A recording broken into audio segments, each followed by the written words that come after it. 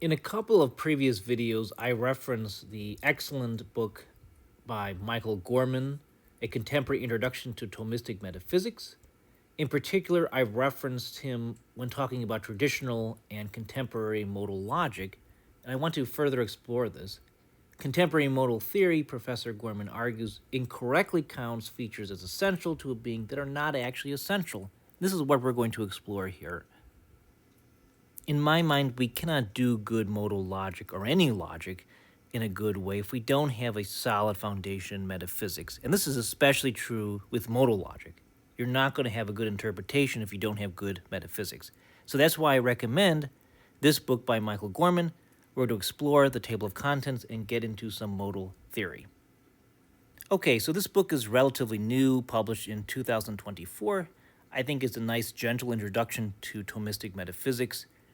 Of course, you have the introduction, and it will get into what is philosophy, what is metaphysics. It's the study of existence, the study of being qua being as being.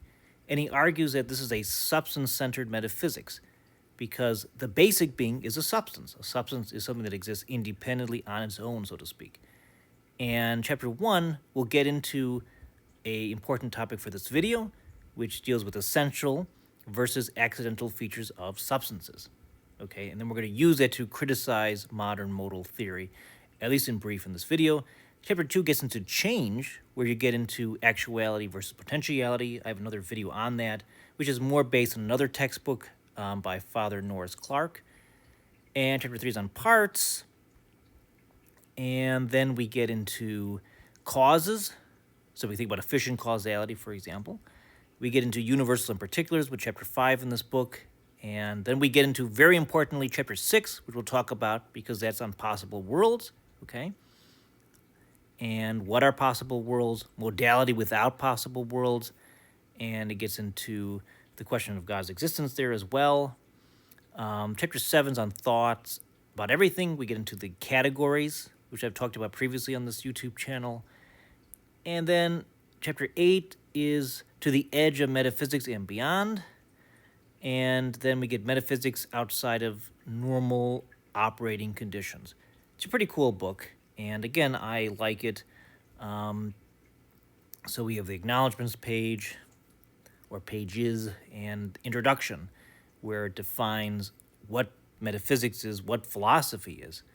So a pretty cool book, and I want to get into some of the modal stuff. All right, so here we have chapter 1, basic beings and their features. The author tells us that philosophers use substance as a technical word for a certain category of being. Substances are basic beings. And our author elaborates upon this in his textbook. He talks about how substance is an individual. It's something that's independent and something that is unified. And this is really important to note that just because it's independent doesn't mean it's not necessarily contingent upon other things in order to exist, right? But in any case, he also talks about how substances are what features or properties exist in and depend on. And that's pretty important. In most propositions, we're predicating a subject, and that subject often is a substance. So knowing that is very useful in understanding logic, knowing the metaphysics, and then relating that to propositions in logic. And that's, I think, a really important thing to consider. And then he gets into, very importantly for our purposes, essential and accidental features of substances. Now, when we're considering the essence of something, we're really thinking about what kind of thing it is. So if you ask me, what is that? And you point to it, and I just respond, it is green, you would be taken aback, right? Okay, maybe it is indeed green, but that doesn't really answer the question at all. At an intuitive level, Professor Gorman explains, we have a correct sense that some features of a being have to be more important than others. There's a distinction between what we can call essential features and mere accidental features. So consider the example of being a man, and he talks about this in this chapter. Well, we are rational animals. That's the essence of a human being. And here he talks about laughter, for example. But our ability to laugh is really accidental. It's a property that derives from, again, follows from, derives from, flows from our rationality, which is tied into our animality. It could be called a necessary accident.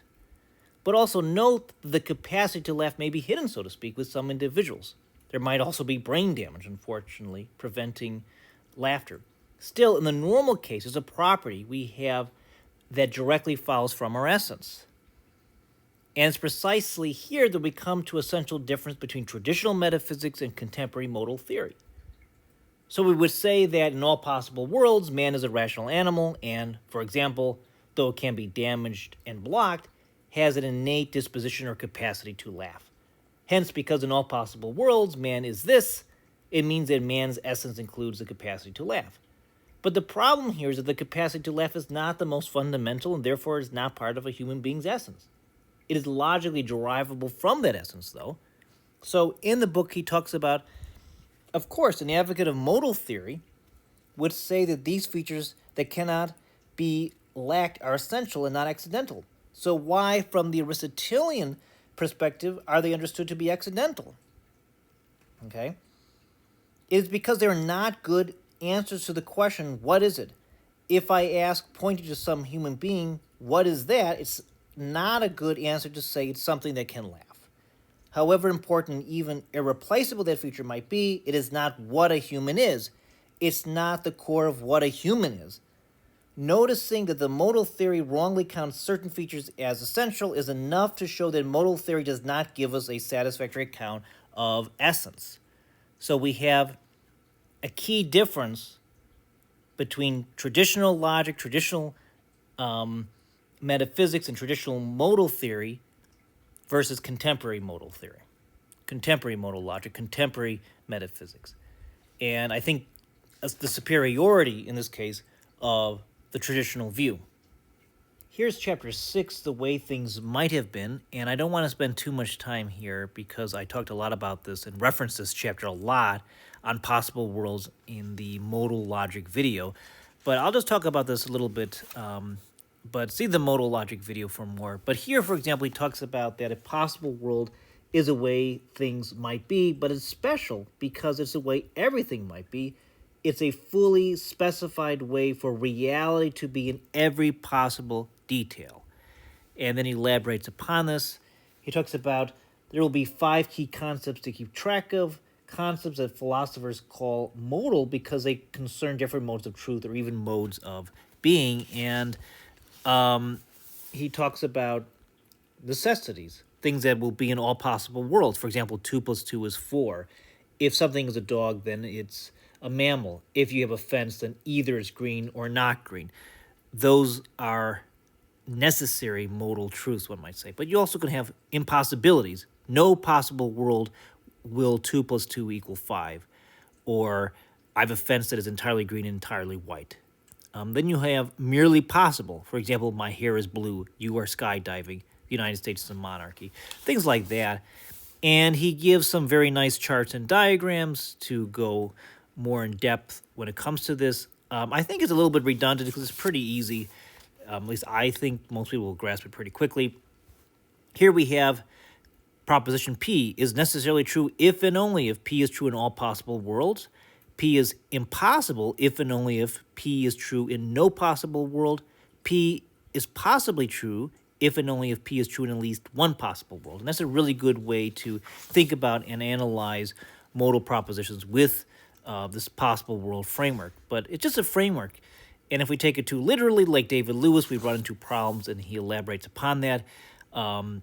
There's David Lewis, and I've talked about him in my modal logic video. It's very interesting, but I think he's very wrong. And you have that concept world-bounded. You have the counterpart theory. And we talked about, like individuals existing perhaps in different possible worlds and so forth. And he goes in more depth here. And also modality without possible worlds. Can we think about possibility without even introducing these notions? And yeah, we can with actuality and potentiality. But there's limitations. So, for example, he writes near the end of this chapter, before the very last section, where does this leave us? The good news is perhaps is this. We have a theory of possibility that doesn't involve possible worlds. And that's good news if you rather avoid possible worlds. The bad news, perhaps, is this. We have a theory where possibility is rather tightly constrained. And here it's bad news if you think that possibility extends further than the powers of finite agents, especially if you think it extends as far as non-contradictions. And he goes on about that. But there's also an alternative, so to speak, if you accept God's existence. But anyways, I think it's a really good book. It's an interesting book. It's easy to read. Believe me, it's easy to read. It's a contemporary introduction to Thomistic metaphysics, and I think you need good metaphysics to do good logic at the end of the day, and this book can help you. If you're interested in metaphysics, logic, philosophy, read this book. And I thank you for your viewership. I am the Amateur Logician from amateurlogician.com, and I'll see you again sometime. Thanks for watching.